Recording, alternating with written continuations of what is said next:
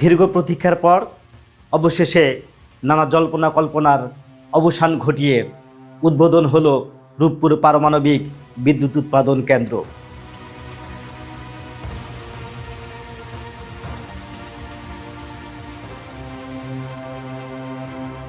এর ফলে বাংলাদেশের জাতীয় গ্রিডে 2400 মেগাওয়াট বিদ্যুৎ যোগ হবে। সারা বিশ্ব যখন জ্বালানি সংকটে নাকাল, পুরো বিশ্বে যখন বিদ্যুৎ ব্যবস্থা স্থবির হয়ে পড়ছে, বাংলাদেশের যখন এরকম একটা অবস্থা যাচ্ছিল, ঠিক সেই মুহূর্তে বর্তমান সরকার রূপপুরে পারমাণবিক বিদ্যুৎ উৎপাদন কেন্দ্রে আজ থেকেই বিদ্যুৎ উৎপাদন শুরু করতে যাচ্ছে। এর ফলে সারা বাংলাদেশে বিদ্যুৎ সমস্যা অনেকাংশেই দূর হবে বলে মনে করছেন বিশেষজ্ঞরা। আন্তর্জাতিক সহযোগিতা এবং প্রযুক্তিগত প্রস্তুতির পর বাংলাদেশে এই যে পারমাণবিক বিদ্যুৎ উৎপাদন করতে যাচ্ছে, এটি বাংলাদেশের বিদ্যুৎ ব্যবস্থাকে এক অনন্য উচ্চতায় নিয়ে যাবে। এটি শুধু একটি বিদ্যুৎ কেন্দ্র নয়, বরং বাংলাদেশের জ্বালানি নিরাপত্তা, অর্থনৈতিক স্থিতিশীলতা এবং প্রযুক্তিগত সক্ষমতার প্রতীক। রূপপুর প্রকল্পে মোট 2টি ইউনিট রয়েছে, যার প্রতিটি ইউনিটের সক্ষমতা হচ্ছে 1200 মেগাওয়াট বিদ্যুৎ উৎপাদন করা।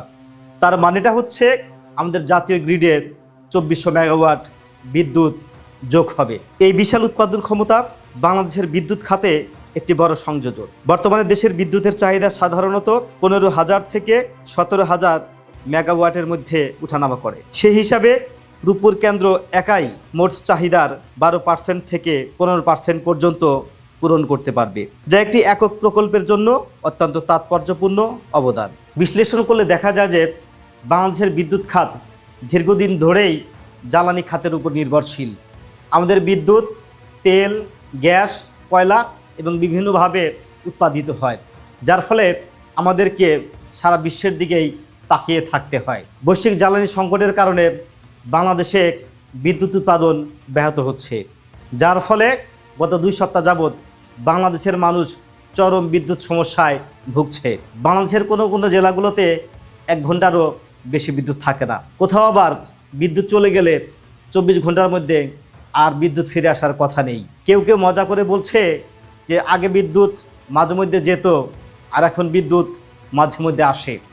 এই যখন পরিস্থিতি, ঠিক সেই পরিস্থিতির মধ্যে বর্তমান সরকার সারা বাংলাদেশের মানুষের মধ্যে আশা জাগানোর জন্য আজকেই উদ্বোধন করল রূপপুর পারমাণবিক বিদ্যুৎ উৎপাদন কেন্দ্র, যার ফলে আমাদেরকে বহির্বিশ্ব থেকে জ্বালানি আমদানির উপর নির্ভর করতে হবে না। মধ্যপ্রাচ্যের অস্থিতিশীলতা আমাদের জ্বালানি খাতকে অনেকটা দুর্বল করে দিয়েছে। হরমুজ প্রণালী দিয়ে বাংলাদেশের কোনো জাহাজ আসছে না। ওইদিকে রাশিয়া থেকে বিদ্যুৎ আনতে গেলে আমেরিকার কাছ থেকে অনুমতি নিতে হচ্ছে। সব মিলে আমাদের একটা টালমাটাল অবস্থা। কিন্তু আমাদের এই যে পারমাণবিক বিদ্যুৎ উৎপাদন কেন্দ্র, এটি থেকে বিদ্যুৎ উৎপাদিত হলে আমাদেরকে সে জীবাশ্ম জ্বালানির উপর আর নির্ভর করতে হচ্ছে না। আর এটি অনেকটাই পরিবেশ বান্ধব। জীবাশ্ম জ্বালানি দিয়ে বিদ্যুৎ উৎপাদন করলে পরিবেশের মারাত্মক ক্ষতি হয়, কিন্তু পারমাণবিক বিদ্যুৎ কর্মসূচিতে পরিবেশের তেমন কোনো ক্ষতি হচ্ছে না। পারমাণবিক বিদ্যুৎ কেন্দ্র একবার চালু হলে এটি দীর্ঘ সময় ধরে নিরবচ্ছিন্নভাবে বিদ্যুৎ উৎপাদন করতে পারে, যা বেস লোড বিদ্যুৎ হিসেবে অত্যন্ত গুরুত্বপূর্ণ। রূপপুর কেন্দ্র চালু হওয়ার ফলে জাতীয় গ্রিড আরও স্থিতিশীল হবে, কারণ পারমাণবিক বিদ্যুৎ উৎপাদন আবহাওয়া বা মৌসুমের উপর নির্ভরশীল নয়, যেমনটা সৌর বা বায়ু বিদ্যুতের ক্ষেত্রে দেখা যায়। ফলে শিল্প কারখানা, হাসপাতাল, শিক্ষা প্রতিষ্ঠান সহ গুরুত্বপূর্ণ খাতগুলো নিরবচ্ছিন্ন বিদ্যুৎ পাবে। এটি শিল্পায়নকে ত্বরান্বিত করবে এবং বিনিয়োগ আকর্ষণে সহায়ক ভূমিকা রাখবে। পারমাণবিক বিদ্যুৎ উৎপাদনে কার্বন নিঃসরণ অত্যন্ত কম, ফলে এটি জলবায়ু পরিবর্তন মোকাবেলায় বাংলাদেশের প্রতিশ্রুতি পূরণে সহায়ক হবে। তবে একই সঙ্গে পারমাণবিক বজ্র ব্যবস্থাপনা, নিরাপত্তা এবং প্রযুক্তিগত দক্ষতা নিশ্চিত করাও একটি বড় চ্যালেঞ্জ, যা যথাযথভাবে পালন করতে হবে। আমাদের অর্থনীতির দিক বিবেচনায় পারমাণবিক বিদ্যুৎ উৎপাদন কেন্দ্রের প্রাথমিক অবস্থায় অনেক বেশি খরচ হলেও এটি দীর্ঘমেয়াদীভাবে যখন বিদ্যুৎ উৎপাদন হবে তখন আমাদের অনেকটা সাশ্রয়ী হবে, কেননা পারমাণবিক বিদ্যুৎ উৎপাদন করা অনেকটাই সাশ্রয়ী।